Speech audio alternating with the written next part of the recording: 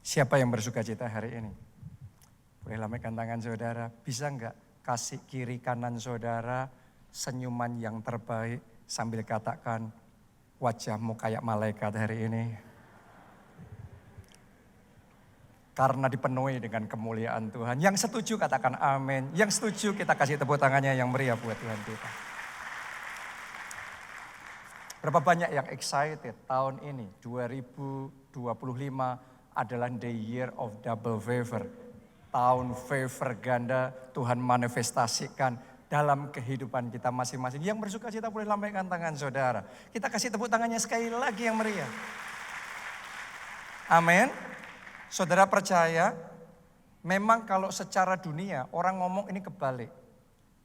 Karena dunia sekarang sedang melihat bukan double favor. Yang dilihat oleh dunia double problems. Multiple problems. Too many problems. Benar apa tidak? Begitu banyak masalah, begitu banyak tantangan, begitu banyak persoalan. Tapi minggu ini saudaraku, sementara saya doa, Tuhan itu kayak menunjukkan sama saya. Seperti peristiwa Elisa yang waktu itu dikepung sama tentara Aram. Pasukan yang besar, segenap pasukan itu dikirim hanya untuk nangkap satu orang. Sampai bujangnya Elisa ketakutan luar biasa. Karena musuh begitu banyak. Tapi di momen itu Elisa berdoa, Tuhan celikkan mata rohaninya. Dan Tuhan buka mata rohani bujangnya, tiba-tiba saat itu dia bisa melihat bahwa ada kuda dan kereta berapi dari surga yang siap menyertai mereka. Seketika itu juga ketakutannya sirna. Kenapa? Karena tadinya dia hanya mampu melihat dengan mata jasmaninya. Banyak sekali lawanku, banyak sekali musuh, banyak sekali masalah. Tapi begitu mata rohaninya terbuka, ternyata lebih banyak yang menyertai aku. Lebih besar anugerahnya, lebih kuat Tuhan yang menyertai mereka. Karena itu bangkit imannya, bangkit semangatnya, bangkit sukacitanya. Dunia yang ada di sekeliling kita saat ini, secara jasmani kalau kita lihat, memang kebanyakan masalah. Kebanyakan semuanya yang negatif, yang jelek, semuanya yang ada di sekeliling kita. Tapi saya berdoa jemaat keluarga Allah di sini, Anda juga yang mengikuti secara online, Anda tidak melihat hanya dengan mata jasmani. Saya berdoa saat ini di dalam nama Tuhan Yesus, Tuhan mencelikkan mata rohani kita masing-masing, sehingga Anda bisa melihat rencana Tuhan, Anda bisa melihat janji Tuhan, Anda bisa melihat rema Tuhan. Yes, 2025 ini tahun double favor. Memang masalah banyak, tetapi anugerah Tuhan lebih besar. Memang persoalan besar sekali, tetapi favor Tuhan lebih dahsyat. Dan ini the year of double favor. Amin. Nah, hari ini firman Tuhan saudaraku yang saya bagikan judulnya adalah lifetime favor. Favor seumur hidup. Siapa yang mau favor Tuhan dalam hidup saudara, kebaikannya, kemurahannya seumur hidup saudara. Bahkan bukan cuma seumur hidup saudara, saya berdoa gak berhenti di saudara, lanjut di generasi berikutnya. Ke anak-anak saudara, ke cucu saudara, sampai 1000 generasi. Lifetime favor. Sebagian orang Kristen berkata bahwa kalau ikut Tuhan awalnya yang enak. Baru doa sebentar gampang dapat mujizat, gampang dapat jawaban doa. Seolah-olah favor Tuhan itu cuma pendek, setelah itu gak enaknya yang panjang. Tapi hari ini untuk saudara semuanya, saya deklarasikan sejak hari ini, favor Tuhan akan bertambah-tambah, akan berlipat kali ganda, sampai berkelimpahan seumur hidup saudara. Tepuk tangannya pula yang paling meriah buat Tuhan kita. Mazmur 30 ayatnya yang ke-6. Alkitab ngomong begini tentang favor Tuhan. Sebab sesaat saja ia murka, Jadi kalau bicara murka Tuhan, berapa lama? Sesaat. Ini Alkitab yang ngomong, lanjutin lagi. Tetapi seumur hidup, semuanya katakan seumur hidup. Semuanya sekali lagi katakan seumur hidupku. Seumur hidup, ia murah hati. Oh, dalam hidupmu Tuhan murah hatinya seumur hidup. Tuhan baiknya seumur hidup. Favornya seumur hidup, saudara. Sepanjang malam ada tangisan. Menjelang pagi terdengar sorak-sorai. Saya mau deklarasikan untuk saudara yang ada di tempat ini dan juga mendengarkan firman Tuhan secara online. Buat Anda yang sekian tahun ini rasanya hidup saudara kayak gelap semuanya. Itu malam yang penuh dengan tangisan. Tapi mari saya deklarasikan dalam nama Tuhan Yesus 2025 akan menjadi tahunnya bahwa pagi datang, sorak-sorai akan kembali terdengar di dalam kehidupan saudara. Amin. Dalam terjemahan New International Version, ayat yang sama ditulis begini. For his anger lasts only a moment. Murkanya Tuhan itu cuma a moment, cuma sebentar. But his favor lasts a lifetime. Favornya Tuhan itu untuk seumur hidup. Weeping may stay for the night. Jadi tangisan itu ya malam itu aja. But rejoicing comes in the morning. Tapi sukacita datang di waktu pagi. Oh, kadang-kadang dalam hidup kita ada momennya, yes. Kayak itu momen di mana kita diizinkan melalui lembah air mata. Malam-malam nangis sendiri. Waktu sendirian, hancur hati. Tapi saudara tangkap, Rema 2025 ini. Ini tahunnya, pagiku datang. Sorak-sorai kembali terdengar di dalam kehidupanku. Amin. Jadi ini favor for a lifetime. Dan saya berdoa Anda mengalami itu secara pribadi. Ini bukan cuma khotbah yang dikhotbahkan, tapi doa saya khotbah yang dijadikan dan dimanifestasikan di dalam kehidupan saudara. Ini yang dialami oleh Daud dalam kehidupannya. Sekalipun dia punya banyak masalah, dia punya banyak persoalan dalam hidupnya, di keluarganya sendiri. Dia diawali dengan jadi anak yang kurang disayang. Kakak-kakaknya dikasih kesempatan, didukung dan didorong jadi pejabat-pejabat tinggi negara, jadi tentara-tentara yang luar biasa. Zaman itu tentara kan yang topnya.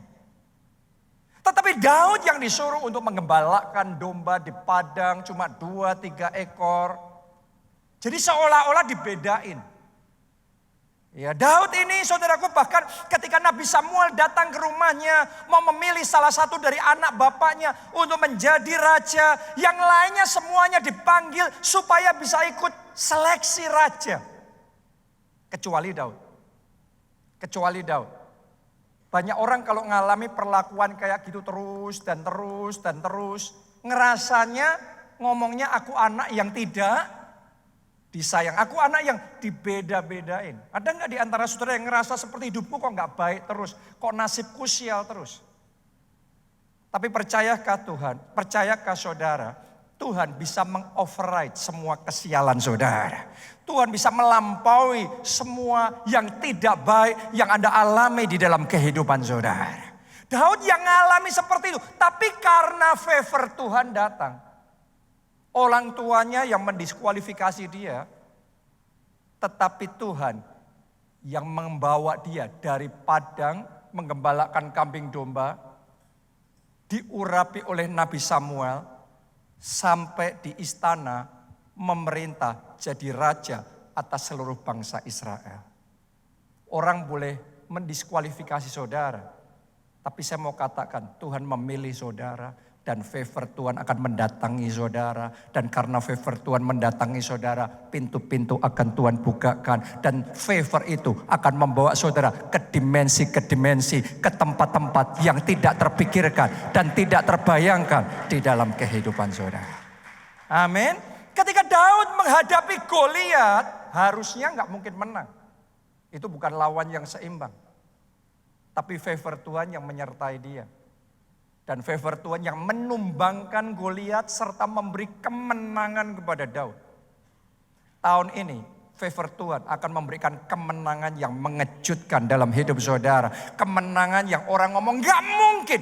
Tapi karena ada favor Tuhan jadi. Kemenangan dalam pekerjaan jadi. Kemenangan dalam kesehatan jadi. Kemenangan dalam pernikahan dan keluarga jadi. Amin. Ini favornya Tuhan. Dan doa saya Anda ngalamin yang dialami oleh Daud di dalam kehidupannya.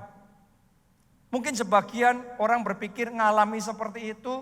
Mungkin karena itu Daud. A man after God's own heart. Orang yang disayang sama Tuhan. Yes, benar. Tapi bukankah Anda juga disayang oleh Tuhan? Bukankah Yesus Kristus turun ke dunia? Dia berikan tubuhnya dan darahnya mati bagi saudara. Supaya Anda yang harusnya binasa, tidak binasa. Melainkan beroleh hidup yang kekal. Kadang-kadang kita berkata, tapi saya masih punya kekurangan. Saya kadang gagal. Saya jatuh dalam dosa. Yes, dosa memang ada konsekuensinya. Tapi at the end of the day, selama hati saudara tertuju sama Tuhan, favor Tuhan melampaui dosa-dosa saudara. Favor Tuhan melampaui kegagalan saudara. Favor Tuhan lebih besar. Boleh kasih tepuk tangan buat favor Tuhan yang lebih besar dari semua kegagalan dan kesalahan kita. Kalau Anda lihat dalam kehidupan Daud, Daud nggak perfect loh. Dia juga melakukan kesalahan. Salah satu kesalahan yang paling terkenal apa itu? Dia jatuh dalam dosa, perzinahan dengan Batsyeba. Dan itu ada konsekuensinya juga memang. Tapi dengarkan baik-baik, hati Daud ini terus tertuju sama Tuhan. Dan favor Tuhan membawa pemulihan di dalam kehidupannya. Oh, doa saya, favor Tuhan juga membawa pemulihan dalam hidup saudara. Mungkin karena kesalahan saudara, Anda harus mengalami satu konsekuensi tertentu. Tapi mari kita percayai, tahun ini favor Tuhan akan mendatangkan pemulihan di dalam kehidupan kita. Daud ini mengalami banyak hal, saudaraku. Dia kesalahannya banyak. Dia suatu saat Alkitab mencatat, Daud mensensus orang Israel untuk memegahkan dirinya sehingga Tuhan marah sama Daud. Ya, akhirnya tulah datang atas rakyat Israel.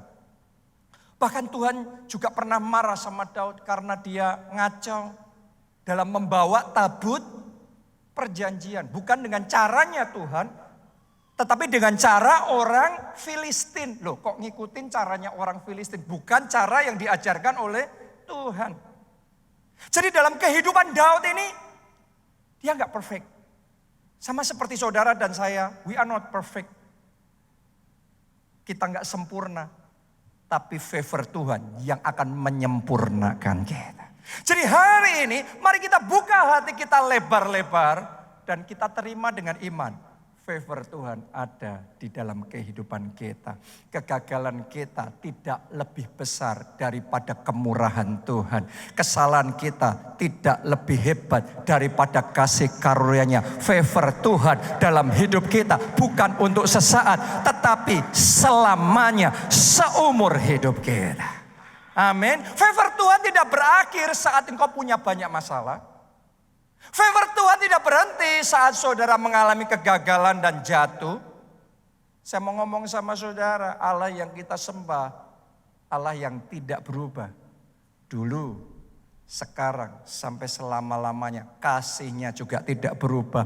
Favor-Nya seumur hidup. Favor-Nya selama-lamanya dalam kehidupan kita. Anda percaya itu? Baca Yohanes 1 ayat 16. Karena dari kepenuhannya kita semua telah. Semuanya katakan telah. Lebih keras katakan saya telah. Bukan akan ya nih ya, telah. saya telah apa? Menerima kasih karunia demi kasih karunia. Anda telah menerima kasih karunia demi kasih karunia. Jadi isinya kasih karunia, isinya favor, isinya anugerah. Berapa banyak orang yang ngomong dalam hidupnya, kok hidupku isinya sial, isinya sakit penyakit, isinya masalah bertubi-tubi, nggak habis-habis, isinya stres, depresi, pokok yang buruk-buruk, yang jelek-jelek. Oh, buat saudara yang mungkin sempat merasa seperti itu, saya mau lepaskan kuasa Tuhan atas hidup saudara di dalam nama Tuhan Yesus. Mulai sejak saat ini semua yang jelek-jelek, yang negatif itu berhenti. Titik, nggak ada komanya lagi. Titik. Dan mulai hari ini babak yang baru dimulai dalam hidup saudara.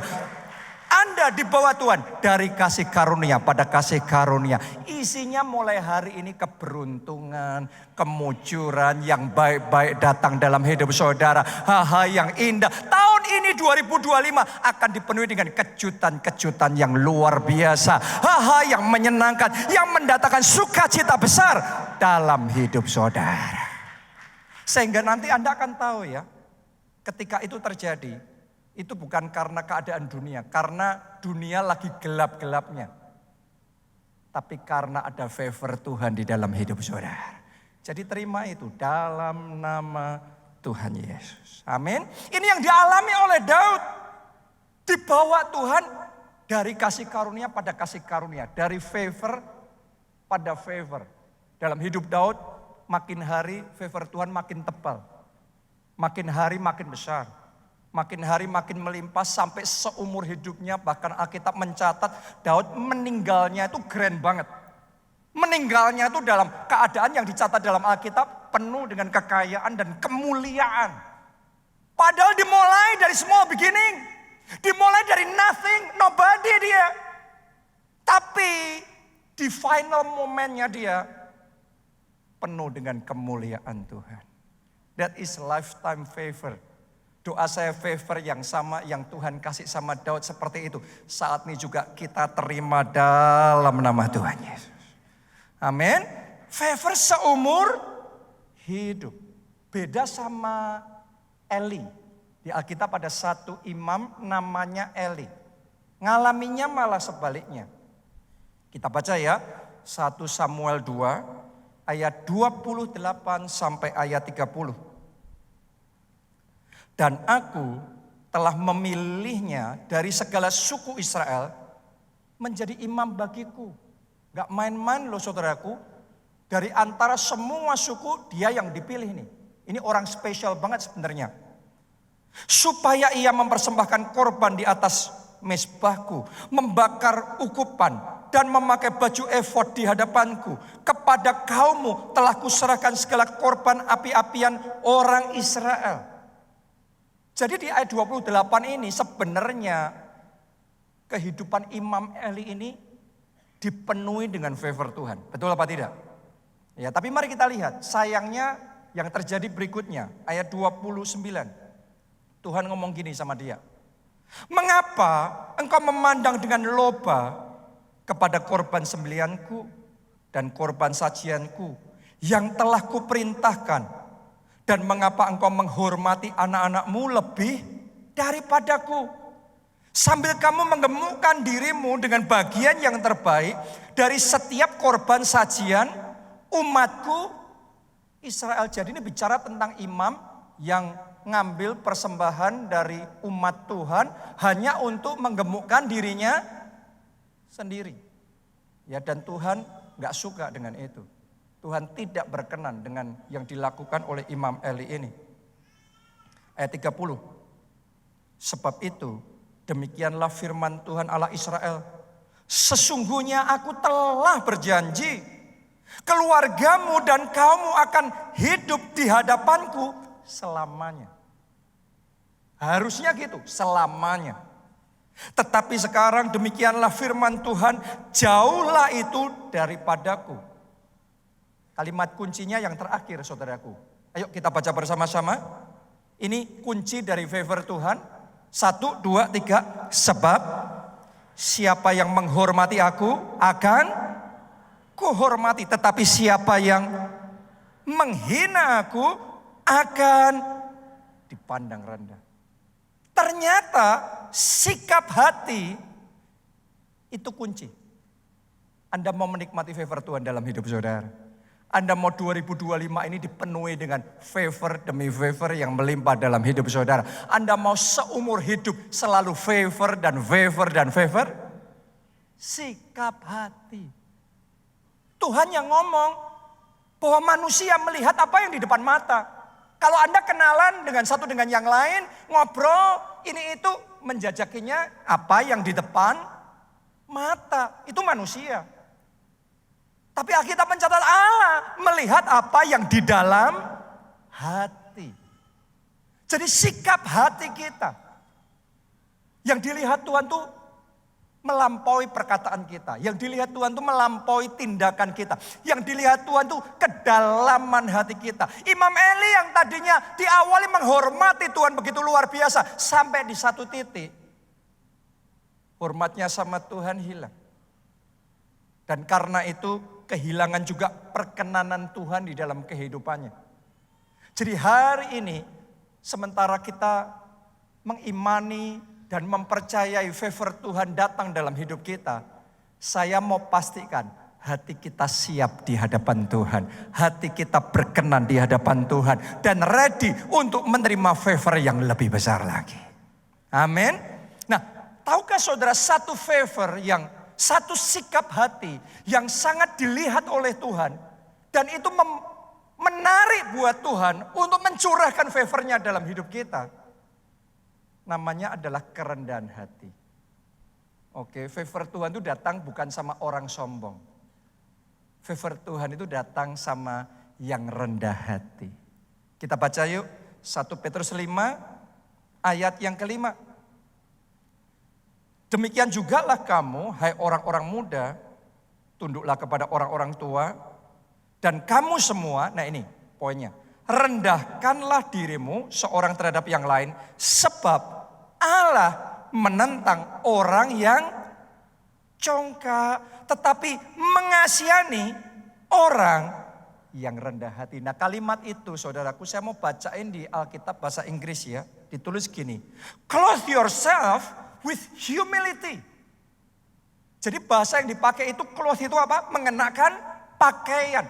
Jadi yang namanya humility, yang namanya rendah hati itu sebuah pilihan. Saya mau tanya tadi ketika Anda pagi bangun, terus persiapan mau ke gereja, Anda pilih baju enggak? Baju yang Anda kenakan itu bukan kebetulan kan? Bukan tiba-tiba ada di tubuh saudara kan, itu Anda pilih.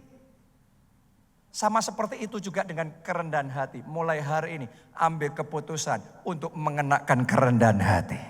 Clothe yourself with humility toward one another. Because God oppose the proud but give grace to the humble. Karena Tuhan menentang orang yang congkak. Tetapi ditulis Tuhan ngasih grace, ngasih favor sama yang rendah hati. Jadi ternyata favornya Tuhan itu bukan asal. Favornya Tuhan itu datang sama orang-orang yang rendah hati. Doa saya jemaat di tempat ini, saudara semuanya orang-orang yang rendah hati. Dan kerendahan hati itu yang menarik Tuhan untuk mengirimkan dan mencurahkan favornya dalam hidup saudara. Amin. Nah kita harus ngerti ya, karena ini this is the year of double favor. Gimana supaya rema ini kita alami dalam hidup kita. Ternyata yang akan ngalami adalah orang-orang yang rendah hati. Karena God give grace to the humble. Tuhan memberikan anugerah, memberikan favor kepada yang rendah hati. Nah sekarang saya mau bagikan sama saudara manifestasi rendah hati yang kita bisa praktekkan dalam kehidupan sehari-hari. Kita mulai ya, ada 3 yang saya mau bagikan. Kita mulai yang pertama, yaitu mau merendahkan diri. Ya, mau merendahkan diri. Nah, Anda harus tahu, rendah diri beda sama merendahkan diri. Rendah diri itu hati yang kecil, yang ciut. Tapi mau merendahkan diri itu keputusan hati yang besar. Anda mau merendahkan diri di hadapan Tuhan. Anda mau berkata, Tuhan, tanpa Engkau aku tidak sanggup. Tuhan, aku butuh Tuhan di dalam kehidupanku. Tuhan, Engkau andalanku. Engkau segalanya dalam kehidupanku. Oke, karena yang mau merendahkan diri itu Tuhan yang suka. Oke, Anda dan saya kan juga ngalami ya. Kita dalam kehidupan kita sehari-hari, orang kalau sama kita modelnya kayak gini, kita juga oh ya sudah. Tapi ada orang-orang yang bergaul sama kita, berhubungan dengan attitude, dengan sikap yang ya jadi baiklah ya. Enggak wah kayak gimana gitu. Pasti sikap kita pun beda. Tahukah saudara, kita sama Tuhan juga sama. Saudara kayak hidup kayak enggak butuh Tuhan. Ada Tuhan ya baik, enggak ya enggak apa-apa. No beda. Hari ini mari kita sadari dan akui kita butuh Tuhan dalam hidup kita. Kita butuh Tuhan dalam keluarga kita. Kita butuh Tuhan di dalam setiap aspek hidup kita. Kalau hari ini kita masih ada sebagaimana kita ada, nafas kita pun Tuhan yang memberikan. Dan Tuhan ngelihat hati loh. Sikap hati yang kayak gitu dilihat oleh Tuhan. Dan saya ajak saudara di tahun ini, rendahkan dirimu di hadapan Tuhan. Nah, di Alkitab ada satu raja, namanya adalah Raja Manasye. Dia adalah raja yang terlama yang memerintah di Yehuda, yaitu sekitar 52 tahun. Oke. Awalnya Manasye ini raja yang jahat. Ini banyak terlibat okultisme, praktik sihir. Ini orang gila nih, ini suka menyembah berhala. Ini membawa kekacauan, bahkan anak-anaknya dipersembahkan ke dewa api, dikorbankan di api. Ini gila saudaraku, ini raja ini. Ya, dia merasa nggak butuh Tuhan. Sebagai akibatnya dia kehilangan favor Tuhan dalam hidupnya. Dan Alkitab mencatat, akhirnya sangat mengenaskan sekali, dia ditangkap dan dibelenggu oleh Raja Asyur. Akhirnya jadi tawanan. Dan di dalam keadaan yang titik terendah di dalam kehidupannya. Secara manusia orang ngomong syukurin. Sekarang kamu game over. Akibat dari tindakanmu sendiri, sekarang hidupmu kayak gitu.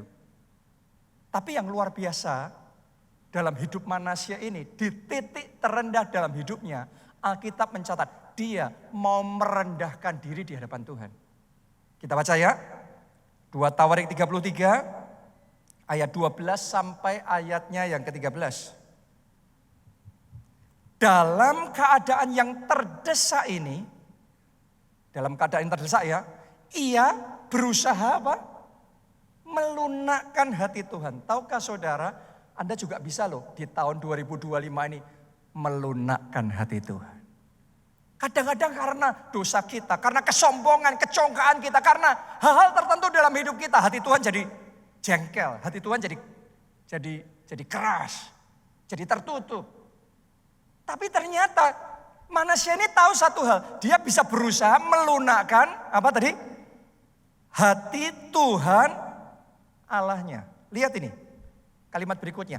Ia sangat merendahkan diri di hadapan Allah nenek moyangnya. Anda pernah enggak melihat atau dengar cerita paling tidak ketika orang begitu butuh sama seseorang datang sampai begitu membungkukkan diri sampai kalau mungkin kita ngelihat drama Korea itu saudaraku ya, itu sampai berlutut sampai tangannya gini-gini, benar apa tidak? Sangat merendahkan dirinya. Jadi sama-sama merendahkan diri itu levelnya beda. Ada yang merendahkan diri, ada yang sangat merendahkan diri. Kenapa? Karena dia tahu kalau Tuhan gak tolong habis dia. Celaka dia. Kalau Tuhan nggak turut campur, nggak ada jalan, nggak ada harapan, nggak ada manusia yang bisa menyelamatkan dia. Karena itu Manasya sangat merendahkan diri di hadapan Allah nenek moyangnya. Ayat 13. Dan berdoa kepadanya. Saya berdoa kita semua juga berdoa kepadanya. Dan doanya bukan sambil lalu ya. Doa orang yang merendahkan diri di hadapan Tuhan itu beda loh. Manasya berdoa kepadanya. Lihat ini. Maka berarti ada sesuatu yang sudah dilakukan dulu. Maka ada sebab akibat nih. Maka Tuhan mengabulkan doanya dan mendengarkan permohonannya. Ia membawanya kembali ke Yerusalem. Sudah ditawan loh. Sekarang dibawa balik ke Yerusalem. Dan memulihkan kedudukannya sebagai raja. Dan Manasya mengakui bahwa Tuhan itu Allah. Oh, saya nubuatkan akan ada orang-orang di tempat ini 2025. Anda akan dipulihkan keadaan saudara. Bisnis saudara akan dipulihkan. Keuangan saudara, pekerjaan saudara dipulihkan oleh Tuhan. Kesehatan saudara dipulihkan. Sukacita dan damai sejahtera, ketenangan dalam hidupmu dipulihkan oleh Tuhan. Amin. Karena itu belajar satu rahasia nih, yaitu merendahkan diri di hadapan Tuhan. Caranya gimana? Anda kalau belajar di Alkitab, maka saudara akan menjumpai kata merendahkan diri di hadapan Tuhan seringkali sinonim, salah satunya ya yang paling sering dipakai, sinonim dengan doa puasa. Anda baca itu akan diulangi di sepanjang Alkitab. Setiap kali ditulis dan umatku merendahkan diri di hadapannya. Doa puasa, bolak-balik bicara merendahkan diri itu sampai bukan sekedar cuma doa. Tapi doanya begitu rupa, sampai doa puasa, cari wajah Tuhan, sangat merendahkan diri di hadapan Tuhan.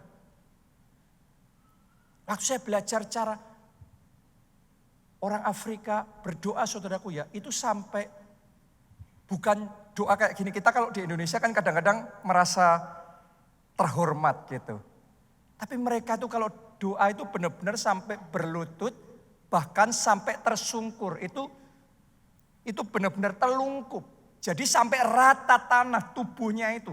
Untuk begitu merendahkan diri di hadapan Tuhan. Dan salah satu yang sangat penting sekali adalah doa puasa. Makanya itu alasan setiap kita awal tahun, kita selalu memulai dengan doa puasa. Kita bukan sekedar gak makan, gak minum ya. Doa puasa itu kita ngomong sama Tuhan. Tuhan, aku butuh Tuhan untuk tahun ini. Tanpa Tuhan aku tidak mampu. Aku butuh penyertaan Tuhan. Aku butuh turut campur Tuhan. Aku percaya dengan janji Tuhan. Aku percaya dengan rema yang Tuhan berikan. Karena itu aku doa puasa. Itu yang dilakukan oleh Raja Manasya yang sudah menjadi tahanan, sudah menjadi narapidana, menjadi buangan. Dan saudara harus tahu loh, Manasya dipulihkan itu bukan karena menang perang loh. Itu Tuhan yang melunakkan hati orang yang berkuasa, raja yang di atasnya, dan kemudian membawa balik. Tahukah saudara, Tuhan bisa memulihkan Anda dengan 1001 cara. Yang paling tidak masuk akal di 2025 ini, Tuhan bisa kerjakan itu dalam hati saudara. Ketika hati Tuhan Anda lunakkan, hatinya terbuka kembali. Semua pintu yang tertutup dalam hidupmu seketika akan terbuka. Saya nubuatkan di tempat ini akan ada orang-orang yang selama ini pintunya tertutup. Tapi 2025 ini semua pintu yang tadinya tertutup akan dibuka gemboknya dan terbuka jalan saudara. Ada solusi, ada jalan keluar dan akan ada kemenangan di dalam kehidupan saudara. Amin. Jadi rendahkan diri saudara di hadapan Tuhan karena God give grace to the humble. Tuhan ngasih favor sama yang rendah hati. Saya percaya tentang kuasa dalam doa puasa ini. Suatu saat saya melihat Pastor Adeboye, pendeta gereja terbesar di dunia sekarang ini. Jemaatnya 17 juta orang. Gerejanya, hall utama itu kan kita segini ya. Dia hall utamanya 3 km kali 3 km. Oke, tanah yang mereka punya 50.000 hektar. Bukan 50.000 meter persegi, 50.000 hektar. Ya. Saya melihat perbuatan-perbuatan Tuhan yang besar, mujizat-mujizat, kesembuhan ilahi, blessing, progres, terobosan yang Tuhan kerjakan dalam hidupnya. Dan saya ngomong sama Tuhan, Tuhan, saya juga mau anugerah yang sama. Saya mau favor yang sama. Dan di situ saya ambil keputusan untuk doa puasa. Doa puasa. Selesai doa puasa lagi. Doa puasa lagi. Cari wajah Tuhan. Karena saya tahu God give grace to the humble. God give grace to the humble. Sampai di satu titik, saya ngerti itu grace Tuhan kasih. Itu favor Tuhan kasih. Dan mulai sejak saat itu, favor yang sama, yang saya lihat Tuhan kerjakan di sana. Tuhan mulai kerjakan di tengah-tengah kita. Dimulai dari kadar awal dulu. Tetapi sudah mulai terjadi. Oke. Dan ketika kita balik ke sana diminta bersaksi, banyak orang di sana pun heran. Dari seluruh dunia itu banyak yang datang dan belajar di sana. Tetapi hanya segelintir yang ngalamin seperti itu. Dari yang segelintir, kita termasuk yang ngalamin. Karena bukan cuma datang. Tapi kita mau merendahkan diri di hadapan Tuhan. Kita sangat butuh Tuhan. Tuhan, kami butuh favor Tuhan. Kami butuh anugerah Tuhan. Hari ini saya ajak saudara rendahkan diri di hadapan Tuhan. Tahun 2025 Anda ngomong, Tuhan aku butuh anugerah-Mu. Aku butuh favor-Mu. 2025 ini aku tidak mampu tanpa favor Tuhan. Tapi kalau ada favor Tuhan pasti bisa. Doa puasa. Doa puasa. Baru amin yang di belakang satu orang. Saya ulang sekali lagi, doa puasa. Doa puasa, doa puasa, doa puasa. Boleh enggak? Jabat tangan kiri kanan sudah ngomong doa puasa, doa puasa. Ayo doa puasa. Kadang-kadang perlu digituin saudaraku. Kalau enggak belum sadar, belum bangun ya. Doa puasa, ayo. Pak, nanti perutnya sakit. Saudara, orang kalau butuh sudah nggak ngomong gitu lagi. Kalau belum sampai sebutuh itu kita punya 1001 alasan. Tapi kalau kita butuh, apapun kita akan lakukan. Mari kita sadari 2025 itu kita sebutuh itu oleh Tuhan. Kita sebutuh itu anugerah Tuhan. Kita sebutuh itu favor dari Tuhan. Ayo doa puasa. Katakan amin. Tepuk tangannya pula yang meriah buat Tuhan kita. Yang kedua mau menghormati Tuhan. Tadi kita sudah baca ya, satu ayat di 1 Samuel 2 ayat 30b. Tuhan ngomong, sebab siapa yang menghormati aku akan kuhormati, tetapi siapa yang menghina aku akan dipandang rendah. Ya. Jadi favor itu kalau saudara mau bertambah, berlimpah bahkan sampai seumur hidup, hati menghormati Tuhan jangan berubah. Karena yang menghormati Tuhan ngomong aku hormati. Favor itu harus dihormati. Favor itu jangan dianggap sepi, kasih karunia Tuhan. Jangan dianggap kayak biasa. Kalau dapat favor Tuhan biasa. Sebagian orang dapat kemurahan Tuhan, berkat Tuhan. Ini kebetulan. Lah, Anda sudah ngelakuin begitu repot.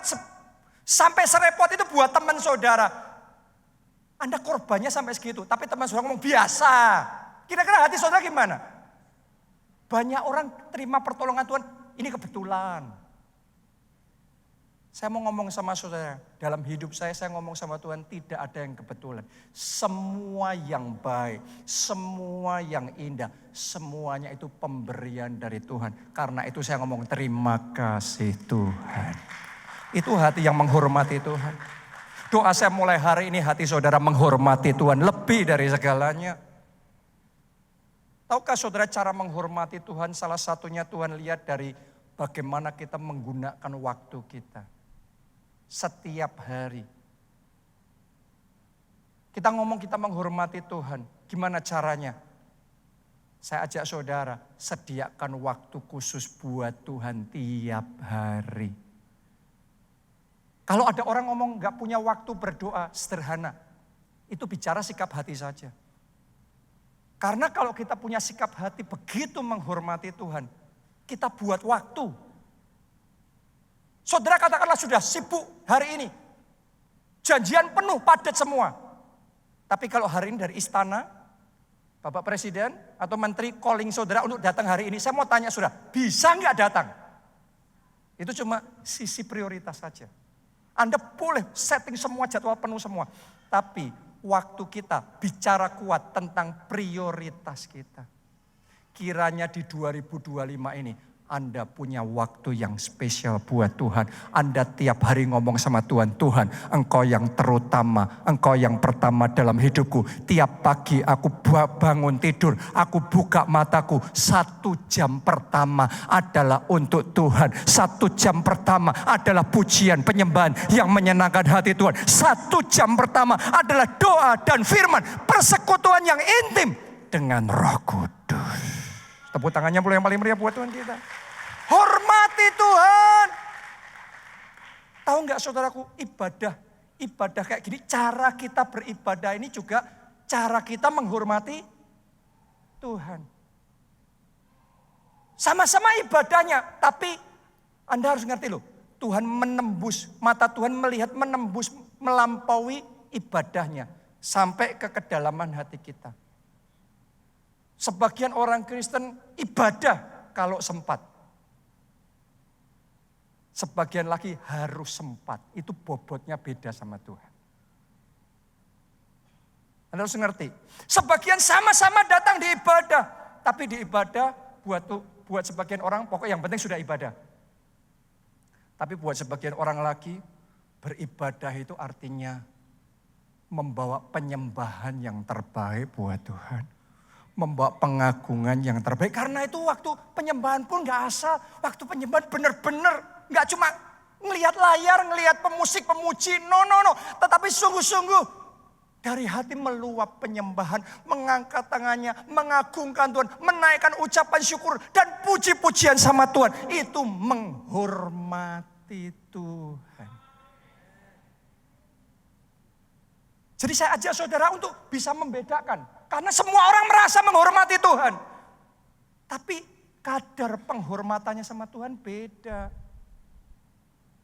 Sebagian orang beribadah tanpa siap hati. Wah kemerungsung aja, wah ini itu dan lain sebagainya. Tapi sebagian datang dengan nyiapin hati yang terbaik. Saya mau tanya sama saudara, kalau Anda kejanjian sama orang, ketemuan sama orang yang Anda anggap biasa aja, sama orang yang Anda anggap sangat penting, kira-kira datangnya lebih awal yang mana? Anda jawab sendiri kan? Anda kalau sangat butuh ketemu sama dia, Anda pastiin sebelum ini sudah pastiin semua ini itu jangan sampai terlambat. Nggak boleh ada macet yang membuat terlambat. Kita pastiin dulu semuanya. Kenapa? Karena kita tahu kita perlu. Kita menghormati. Oh saya berdoa kiranya penghormatanmu sama Tuhan mulai 2025 ini adalah penghormatan yang berkenan. Penghormatan yang menyenangkan hati Tuhan. Penghormatan yang memuliakan Tuhan. Amin. Hormati Tuhan, belajar. Karena Tuhan itu ngelihat hati. Favornya itu enggak cuma sekedar sudah ibadah, sudah pelayanan, sudah doa puasa. Tapi favornya itu ngeliatin hati kita. Makanya sama-sama orang beribadah. Tapi cara Tuhan dealing sama setiap pribadi itu enggak sama loh. Karena yang kelihatan tuh ibadahnya. Tapi yang dilihat Tuhan sesungguhnya itu hatinya. Jadi pastikan saat sudah beribadah, saudara menaikkan pujian, penyembahan, Anda membawa persembahan saudara, Anda mendengarkan firman Tuhan, hati saudara di hadapan Tuhan, kalau Tuhan lihat itu hati yang menghormati, itu yang kena di hatinya Tuhan. Kalau Tuhan sudah ngelihat yang kayak gitu, ayat itu milik saudara. God give grace to the humble. Oh saya berdoa ini orang-orang yang mau menghormati Tuhan. Dan God give grace God give favor to you. Katakan amin. Kita kasih tepuk tangannya yang paling meriah buat Tuhan kita. Belajar menghormati Tuhan. Belajar juga menghormati sesama. Belajar menghormati orang tua. Boleh katakan amin? Hormati orang tua. Dan saya ngomong ini saya tahu benar. Tidak semua orang tua gampang dihormati. Tapi Alkitab ngomongnya sama kita gini. Alkitab ngomongnya hormatilah orang tuamu. Bukan ayat itu bukan ngomong hormatilah orang tua yang pantas dihormati, yang gampang dihormati. No. Karena orang tua itu macam-macam saudaraku. Tapi yang Tuhan lihat tuh hatimu sama Tuhan. Mungkin orang tuamu gak segampang itu dihormati. Banyak sekali ini dan itunya ya. Masing-masing keluarga punya gini-gitunya lah. Tapi apapun itu orang tua saudara. Untuk Tuhan hormati orang tua saudara. Hormati pemimpin di tempat kerja saudara. Hormati ketua kelompok saudara. Pemimpin rohani saudara. Hormati bahkan orang yang di bawah saudara pun.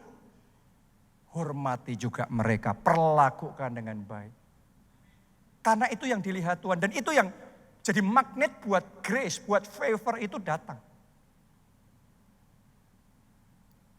Dalam hidup saya ada hal-hal tertentu yang tidak mungkin saya lakukan buat orang lain. Tapi kalau buat Tuhan, saya akan lakukan. Ada hal-hal tertentu yang saya nggak akan mungkin mau lakukan buat orang lain. Tapi kalau buat orang tua, saya akan lakukan. Dan saya ngomong itu, saya sudah melalui banyak saudaraku ya. Tidak selalu hal-hal itu enak buat kita. Ada hal-hal yang harus kita lakukan itu yang membuat kita rasanya tetapi kita pilih tetap melakukan. Saya menghormati orang tua saya. Dan itu ada sikap yang ternyata dikenan sama Tuhan. Dan saya tahu itu mendatangkan favor Tuhan dalam hidup saya. Sehingga grace upon grace. Kehormatan demi kehormatan, favor demi favor. Terus dan gak pernah pudar. Saya gak pernah ngalami itu hanya pertama ikut Tuhan terus kemudian terima favor setelah lama terus kering favornya. Gak pernah itu. Yang ada tuh tambah lama tambah tebel, tambah lama tambah berlimpah. Favor for a lifetime. Seumur hidup favor Tuhan. Salah satu favor Tuhan yang saya rasakan dalam hidup saya yang sangat besar adalah campur tangan Tuhan dalam kehidupan anak-anak saya. Buat orang tua saudaraku ya, satu blessing yang luar biasa itu buat kita itu adalah anak. Benar apa tidak? Salah satu anak saya yang kedua ya, Gaby itu saudaraku, saya ngerasain di tahun 2024 kemarin. Ketika saya tutup tahun itu saya ngomong terima kasih Tuhan. Tadinya anak ini tuh cukup sulit. Ya, tidak semudah itu dan ada banyak gini gitu dan lain sebagainya. Dan itu jadi doa buat saya, buat istri saya, itu doa sama Tuhan. Tapi Tuhan tuh punya cara loh saudaraku. Di tahun 2024 ini tangan Tuhan sendiri yang bekerja, tangan Tuhan sendiri yang menjamah. Dan sepanjang tahun itu perubahan demi perubahan. Jadi anak yang baik, anak yang sangat menyenangkan, anak yang membanggakan orang tua. Itu kerasa benar. Dan saya tutup tahun 2024 dengan ngomong thank you Jesus. Saya mau ngomong sama saudara. Anda hormati Tuhan. Anda akan melihat hal-hal yang di dalam hidup saudara Anda gak bisa lakukan. Saya mungkin bisa ngambil keputusan ini, itu. Di dalam pelayanan, dalam pekerjaan, dalam ini, itu. Bisa gini, gitu. Tapi maksa hati anak kan gak bisa. Tapi yang saya tidak bisa, Tuhan bisa. Tuhan yang bisa melunakkan hati. Tuhan yang bisa menjamah hati. Tuhan yang bisa mengubah hati. Dan Tuhan yang bisa membarui jadi baik. Dan semuanya jadi indah. Oh, saya berdoa 2025 ini Tuhan buat semuanya indah dalam hidup saudara. Oke. Yang terakhir ya. Yang terakhir, yang ketiga. Melayani Tuhan. Itu mendatangkan favor Tuhan dalam hidup kita. Maliaki 3 ayat yang ke-17. Mereka akan menjadi milik kesayanganku sendiri, firman Tuhan semesta alam, pada hari yang kusiapkan. Aku akan mengasihani mereka sama seperti, perhatikan, seseorang menyayangi anaknya. Tapi enggak titik. Menyayangi anaknya apa? Yang melayani dia. Anda jangan salah ngerti ya, Tuhan sayang sama semua anak-anaknya. Boleh katakan amin saudaraku. Tapi ternyata ada dimensi favor tertentu hanya bisa diakses oleh anak-anaknya yang melayani.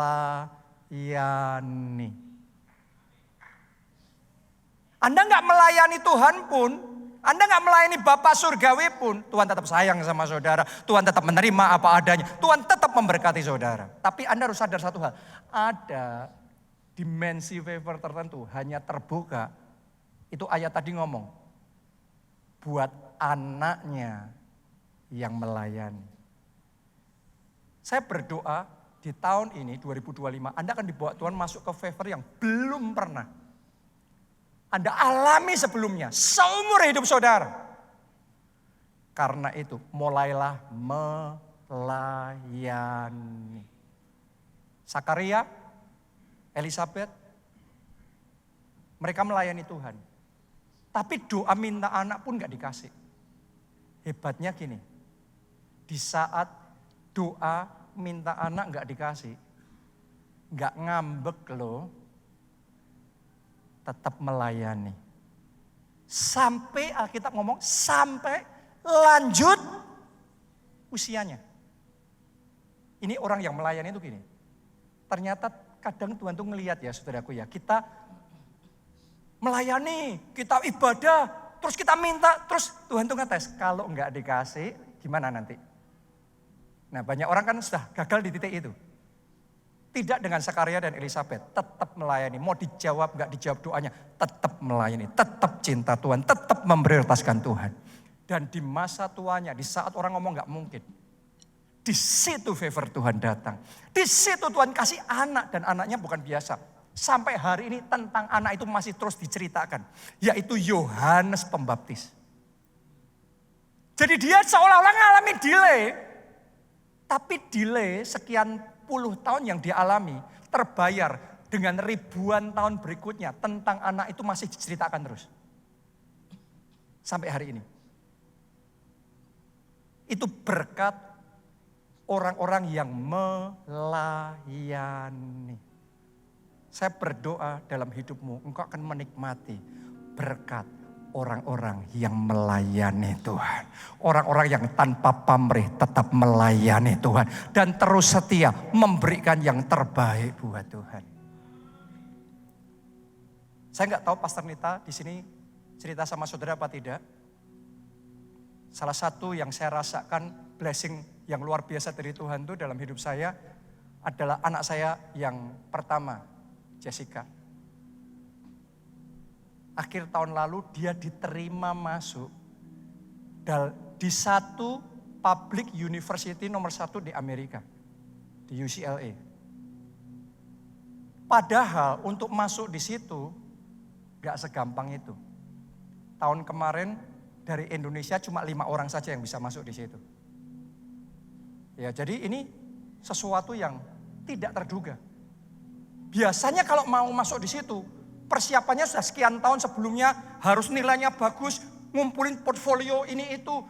Wah, pokok semuanya dikumpulin portfolionya yang bagus-bagus. Terus kemudian mungkin juga hire agency khusus ngajarin dan ngarahin supaya bisa masuk dan diterima di situ. Jessica anak saya tuh nggak ada itu semua. Persiapan enggak, tahu UCLA aja enggak saudaraku. Doa pun tidak. Punya semua persiapan tidak, hire agency tidak, punya koneksi pun tidak, semuanya tidak. Cuma iseng aja, daftar. Yang luar biasa, diterima. Orang kalau kita nggak ngerti ya, kita mungkin pikir oh ya biasa diterima. Tapi ini nggak biasa.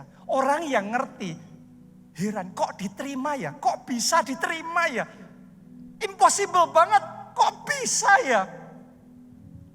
Sampai akhirnya sebagian orang komentarnya gini, kayaknya sudah nggak ada alasan yang lain. Kesimpulannya cuma satu, apa itu? Itu berkat anak pendeta. Artinya sudah tahu kan, berkat orang yang hidupnya didedikasikan untuk melayani Tuhan. Oh, saya berdoa sementara Anda tahun ini melangkah untuk melayani Tuhan. Favor upon favor akan dicurahkan lebih lagi dalam hidup saudara. Nyanyikan lagu ini.